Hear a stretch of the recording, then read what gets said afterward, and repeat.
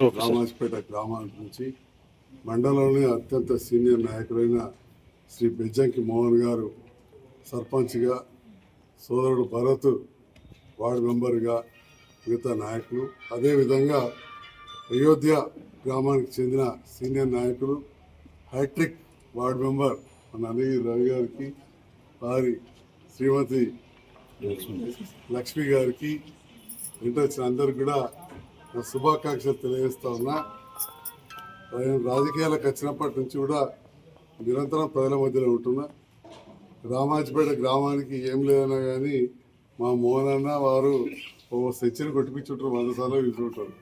ప్రతి సందు చెరువు కాడికెళ్ళి పెడితే ఒడ్రకాయలు ప్రతి మూల పరిచయం చేయడం, ఆ ప్రాంతాల్లో ఉన్న సమస్యలు నా దృష్టికి తీసుకురావడం, ఎక్కడ నీళ్లు తక్కువ ఉంటే అక్కడ నీళ్ళ పైపు వేయడం, కరెంటు స్తంభాలు పోతే కరెంట్ వేయడం, సిమెంట్ రోడ్లు వేయడం, దాంతో పాటుగా కొన్ని దురదృష్ట సంఘటనలు జరిగి పర్లు చనిపోతే వాటన్నిటికీ కంపెన్సేషన్ ఇప్పించడం.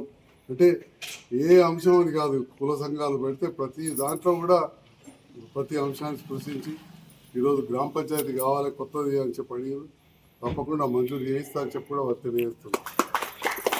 అట్లనే తమ్ముడు నందగిరి రవి 9వ వార్డు మెంబర్గా ఉన్నప్పుడు చాలాసార్లు నేను అయోధ్య వచ్చినప్పుడు అప్పుడున్న మా మిత్రుడు సర్పంచ్, మిగతా వార్డు మెంబర్లు అందరం కలిసి ఎన్నో కార్యక్రమాలు చేసినాం.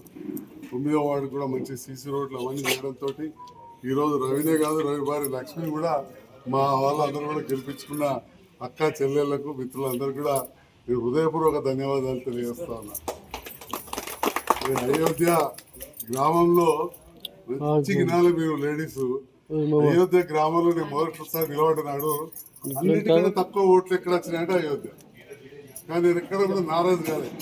అదే అయోధ్యకు ఎన్నోసార్లు వచ్చి అదే అయోధ్యకు గ్రామ పంచాయతీ మంజూరు చేయించినాం, మంచి పల్లె దవాఖాన కట్టించినాం, మన వ్యవసాయానికి సంబంధించిన గోదాం కట్టించినాం,